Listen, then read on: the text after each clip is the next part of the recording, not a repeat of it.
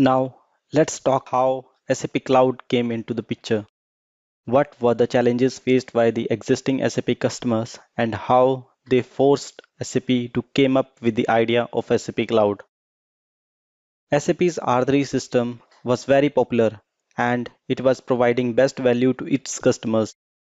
SAP clients were running their system in a stable core mode, but soon SAP's competitors had started using cloud computing technologies to transform their businesses.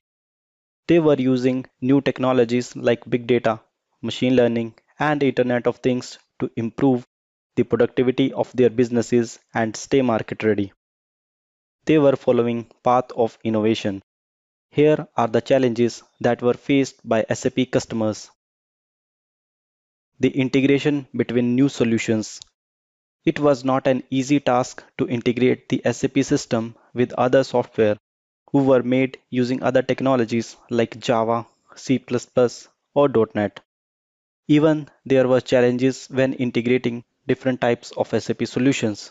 There was no common methodologies and there was no such better technology available for the integration purpose. The next challenge was more of a necessity.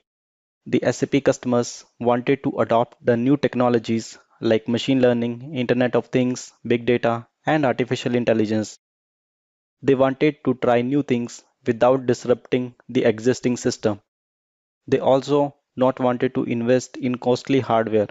They wanted a platform by SAP to try these new things because they had already implemented SAP solution.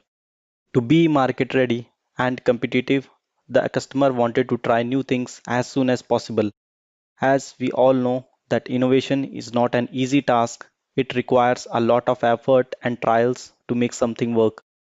The innovations with new technologies and with speed was also necessary.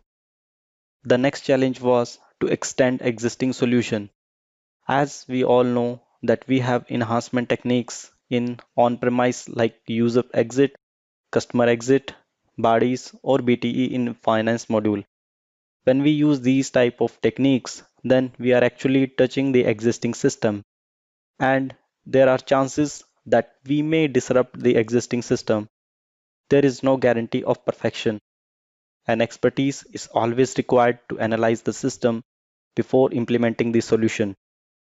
SAP started to notice these challenges faced by SAP customer and then SAP launched its cloud computing solution.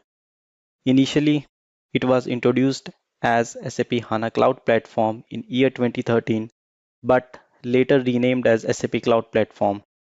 SAP Cloud Platform is an open platform as a service which includes the in-memory SAP HANA database management system.